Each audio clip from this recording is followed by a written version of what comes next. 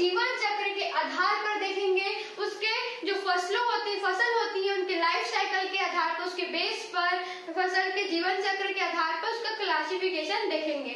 ठीक है, तो क्या है, हम देखते हैं जैसे फसलों को, इसमें हम 3 टाइप्स देखेंगे जीवन चक्र उसके। जो 1 वर्षीय फसलें होती हैं, 1 वर्षीय फसलें जिसे आप बोलेंगे एनुअल क्रॉप्स। ठीक है, एनुअल क्रॉप्स 1 वर्षीय फसलें। इससे आपको क्या समझ आ रहा होगा कि जो फसलें अपना जो जीवन चक्र होता है, वो अपने जो क्रॉप्स अपनी लाइफ साइकिल होती है वो 1 वर्ष, ठीक है, 1 ईयर से भी कम या फिर 1 वर्ष में अपना लाइफ साइकिल जीवन चक्र पूरा कर लेते हैं। मीन्स जो फसलों का जो बुआई होगा, जो बीज बोए जाएंगे, उनका जो कटाई होगा, सिंचाई होगा, जो भी होगा वो क्या होगा, 1 वर्ष के अंदर हो जाएगा। उनका जो पूरा जीवन चक्र होगा, ठीक है, वो 1 वर्ष में ही समाप्त हो जाएगा। 1 वर्ष या फिर उससे कम में ही इनका लाइफ साइकिल या फिर जीवन चक्र होता है। तो इसके अंदर आपके खरीफ की फसल, रबी की फसल और जायद, ये तीनों फसलें 1 वर्षीय फसलें के अंतर्गत आएंगी। जो हमने मौसम के आधार पर जिन फसलों को पढ़ा था, खरीफ फसल पढ़ा था, रबी फसल पढ़ा था, जायद की फसलें पढ़ी थी, तो ये जो भी फसलें होती हैं वो हमारी होती हैं 1 वर्षीय फसलें। इन फसलों के जीवन चक्र के लिए, लाइफ साइकिल के लिए 1 वर्ष से भी कम समय लगता है, फिर 1 वर्ष लगता है इनके लाइफ साइकिल के लिए। तो इसके कुछ एग्जाम्पल्स हम देखते हैं। हो जाएगा आपका गेहूं, मक्का, कपास, बाजरा इत्यादि एक्सेट्रा। ठीक है, ये सब फसलें क्या हो जाएंगी आपकी 1 वर्षीय फसलें, एनुअल क्रॉप्स। सेकंड इसमें जीवन चक्र में देखेंगे, सेकंड इसका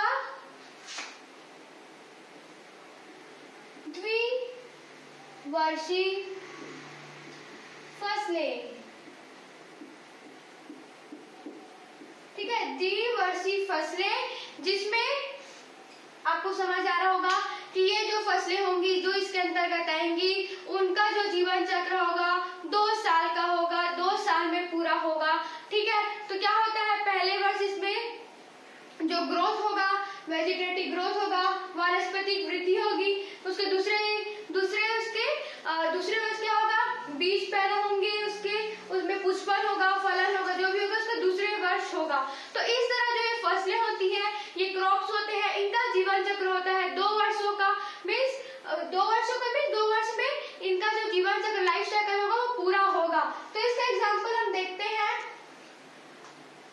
चुकंदर और प्याज। ये जो फसलें हैं, इनका जो जीवन चक्र लाइफ साइकिल होता है वो 2 वर्ष का होता है, जैसे कि मैंने आपको बताया।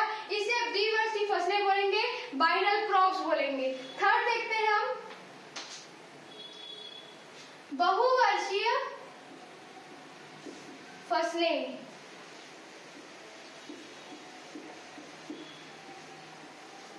ठीक है, बहुवर्षीय फसलें, पेरिनियल क्रॉप्स। इसमें क्या होगा, इसमें जो फसलें होती हैं इनका जो जीवन चक्र होता है बहुत अधिक समय का होता है। ठीक है, इसमें क्या होगा, इसका पहले वर्ष इसका वेजिटेटिव ग्रो में वानस्पतिक वृद्धि होगी। उसके बाद अनेक वर्षों तक इसमें पुष्पन होगा, फलन होगा। ठीक है, तो इसमें क्या होता है, ये जो फसलें होती हैं ये 3 वर्ष का होगा या फिर उससे भी अधिक की इनका जीवन चक्र लाइफ साइकिल हो सकता है। इन फसलों को आप बहुमुखी भी कहते हैं। ठीक है, तो इसका एग्जाम्पल होगा उद्यानिकी फसलें, जो उद्यान में उगाए जाते हैं फसलें।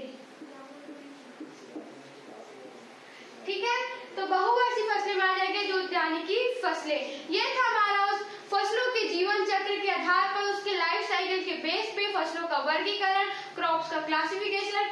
उसमें हमने 3 टाइप्स देख लिए, 1 वर्षीय फसलें, द्विवर्षीय फसलें, बहुवर्षीय फसलें। ठीक है, उसके एग्जाम्पल्स हमने देख लिए। अब नेक्स्ट है हम उसका बेस देखते हैं।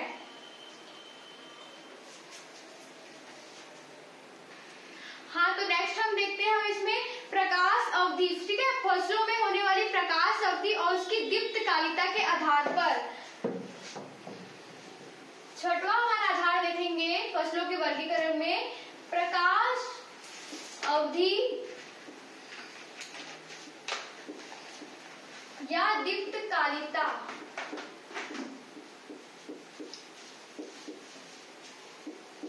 के आधार पर फसलों का वर्गीकरण, क्रॉप्स का क्लासिफिकेशन देखेंगे।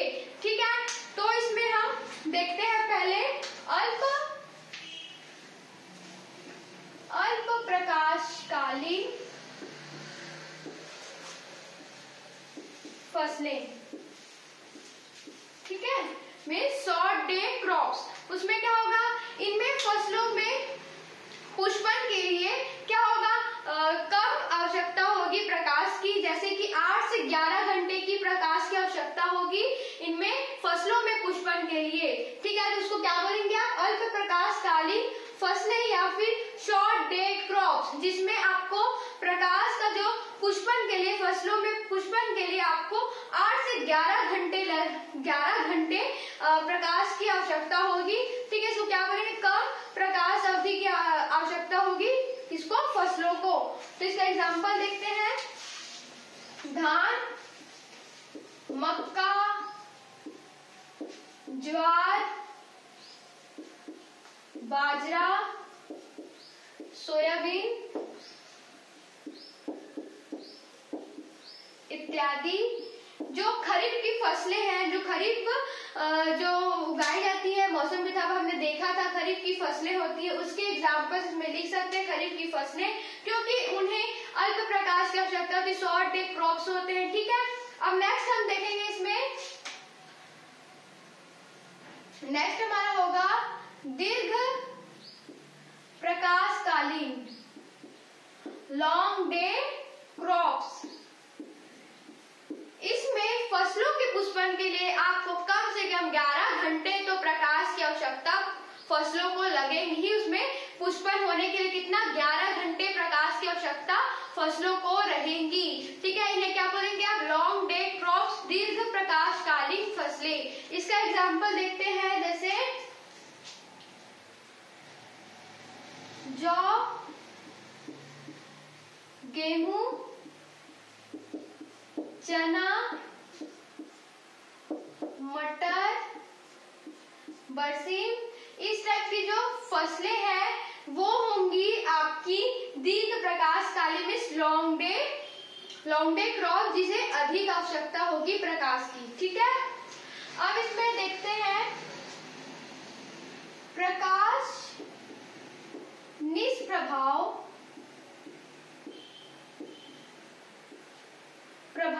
निष्प्रभावी फसलें। ठीक है, ये वो फसलें होती हैं, इसको क्या बोलेंगे आप, डे, ये जो है ना प्रकाश निष्प्रभावी फसलें, ठीक है, उसको आप बोलेंगे डे नेचुरल प्लांट्स बोलेंगे। ठीक है, क्या बोलेंगे, डे नेचुरल प्लांट्स।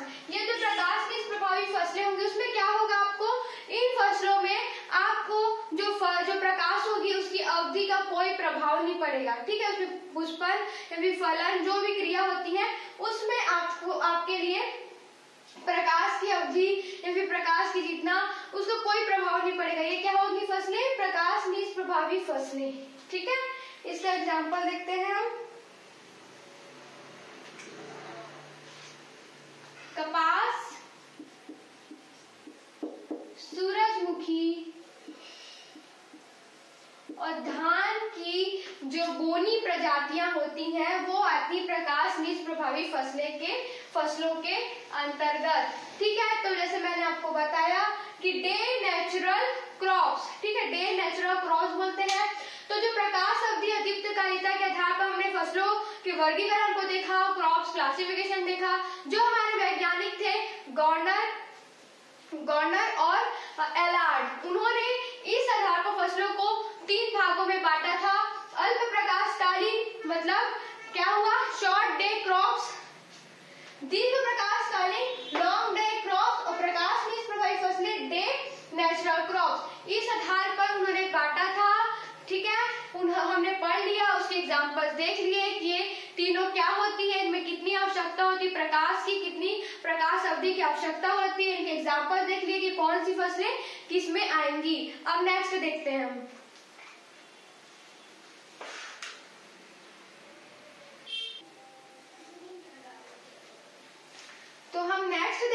फसलों के वर्गीकरण में, ठीक है। क्रॉप्स क्लासिफिकेशन में हमारा 7वां आधार हो जाएगा, 7वां बेस रहेगा प्रकाश संश्लेषण, फोटोसिंथेसिस के आधार पर,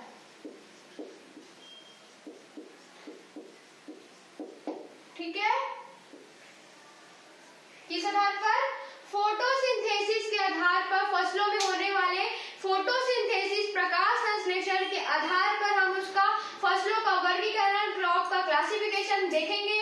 तो हम स्टार्ट करते हैं। इस आधार पर फसलों को तीन टाइप में बांटा गया है, 3 पार्ट में डिवाइड किया गया है।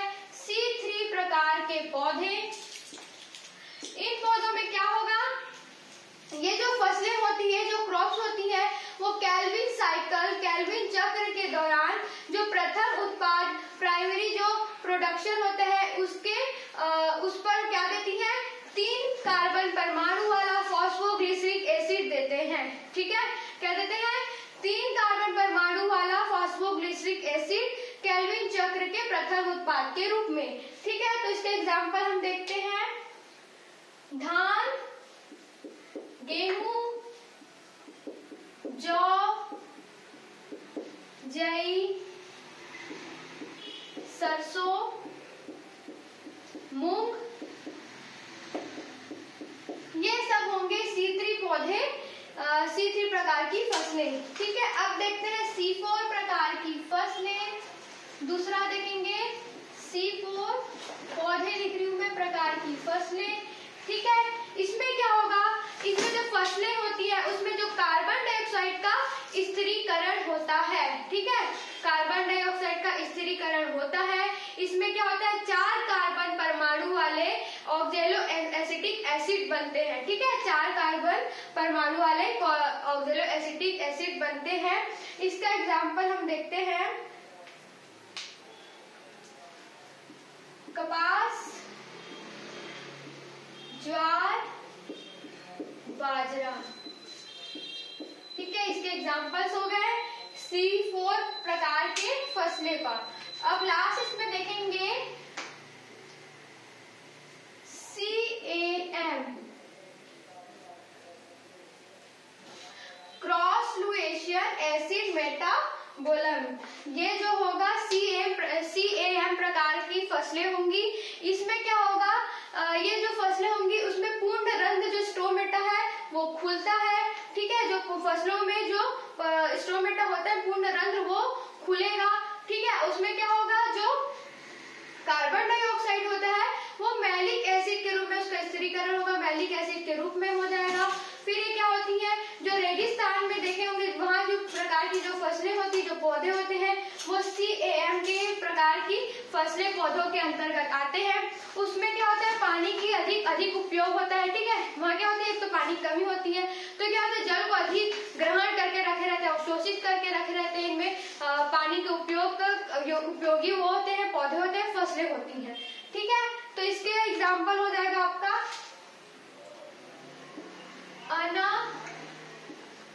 अनानास, कैक्टस,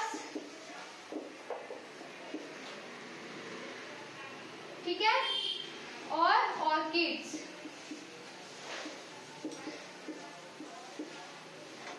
इस टाइप की जो पौधे फसलें होंगी CAM के अंतर्गत आएंगी। तो लास्ट हमने क्लासिफिकेशन फसलों का देखा, क्रॉप्स का क्लासिफिकेशन, फसलों का वर्गीकरण, लास्ट उसका आधार पढ़ा। जो हमने विभिन्न आधार पर फसलों का वर्गीकरण पढ़ना था, उसका लास्ट आधार, लास्ट बेस ये है कि 7वां प्रकाश संश्लेषण के आधार पर फोटोसिंथेसिस, फसलों में होने वाले फोटोसिंथेसिस की क्रिया जो होती है, उसके आधार पर हमने फसलों का वर्गीकरण देखा है, जिसमें हमने पौधों को उसके 3 टाइप में डिवाइड किया था, C3 पौधे, C4 पौधे और CAM, ठीक है। उसके एग्जाम्पल्स हमने देख लिए हैं। तो ये जो हम लोग का फसलों का वर्गीकरण था, उसके हमने सभी जो पार्ट थे, जो जितने आधार थे, जिनके आधार पर हमें फसलों का वर्गीकरण देखना था, क्रॉप्स का क्लासिफिकेशन देखना था, वो देख लिया है। तो आज की क्लास यहीं तक, मिलते हैं